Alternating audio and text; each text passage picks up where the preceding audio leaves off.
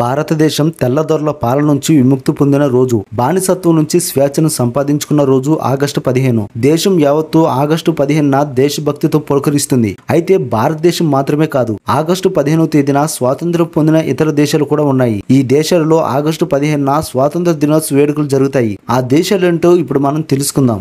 మొట్టమొదటిగా దక్షిణ కొరియా. దక్షిణ కొరియా 1945 సంవత్సరం ఆగస్టు 15న జపానీస్ పాలన నుంచి విముక్తి పొందింది. స్వాతంత్ర దినోత్సవ వేడుకను అక్కడ గ్యాంగ్ బోక్ జియోల్ అని అంటారు. అంటే కొత్త వెలుగు పునరుద్ధరణ పొందిన రోజు అని అర్థమట. ఈ రోజున దక్షిణ కొరియాలో కూడా వేడుకలు, కవాతులు, సాంస్కృతిక ప్రదర్శనలు కూడా ఉంటాయి. ఇక రెండవదిగా ఉత్తర కొరియా. ఉత్తర కొరియా కూడా జపాన్ ఆక్రమణ నుంచి స్వాతంత్ర్యాన్ని ఆగస్టు 15 పొందింది. అక్కడ స్వాతంత్ర దినోత్సవ వేడుకను చోగుకే బాంగియిల్ అని పిలుస్తారు. ఇక్కడ వేడుకలో రాష్ట్ర వ్యవస్థీకృతమైనవి. బహిరంగంగానే ఈవెంట్లు జరుగుతాయి. సైనిక కవాతులు, ప్రసంగాలు, దేశభక్తి కార్యక్రమాలు కూడా జరుగుతాయి.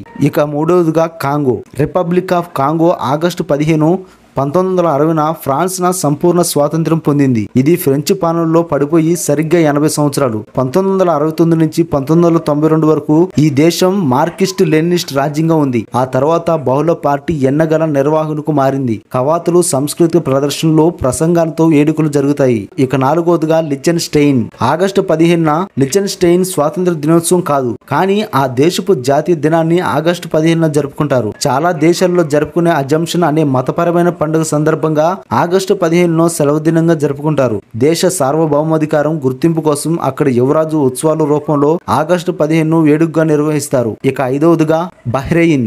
ఆగస్టు 15, 1971న యునైటెడ్ కింగ్డమ్ నుంచి బహ్రెయిన్ స్వాతంత్ర్యాన్ని పొందింది. 1931లో చమురును కనుగొని చమురు శుద్ధి కర్మాగారాన్ని స్థాపించిన మొదటి గల్ఫ్ దేశాల్లో ఇది ఒకటి. అదే సంవత్సరం బ్రిటన్, ఒట్టోమన్ ప్రభుత్వాలు బహ్రెయిన్ ప్రభుత్వాన్ని గుర్తిస్తూ సంతకాలు చేసిన 1971 వరకు బ్రిటన్ పాలనలో కొనసాగింది. ఆ తర్వాత బ్రిటన్ తో స్నేహ ఒప్పందం చేసుకుంది. బహ్రెయిన్ స్వాతంత్ర దినోత్సవం ఆగస్టు 14న పేర్కొన్న అధికారంగా ఆగస్టు 15న నిర్వహిస్తారు. ఇక ఆరవదిగా జపాన్. జపాన్ ఆగస్టు 15న స్వాతంత్ర దినోత్సవం జరుపుకోదు, కానీ జపాన్ చరిత్రలో ఆగస్టు 15 చాలా ప్రాముఖ్యమైంది. ఆగస్టు 15, 1945లో జపాన్ చక్రవర్తి హిరోహిటో రెండవ ప్రపంచ యుద్ధంలో జపాన్ లొంగిపోతున్నట్టు ప్రకటించారు.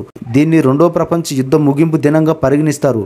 దీన్ని end of war memorial day అని పిలుస్తారు. ఫ్రెండ్స్, ఈ ఇన్ఫర్మేషన్ మీకు నచ్చితే మీ ఫ్రెండ్స్ అండ్ ఫ్యామిలీకి షేర్ చేయండి. అలానే మన ఛానల్ ని సబ్స్క్రైబ్ చేసుకోకపోతే సబ్స్క్రైబ్ చేసుకొని వీడియోని లైక్ చేయండి.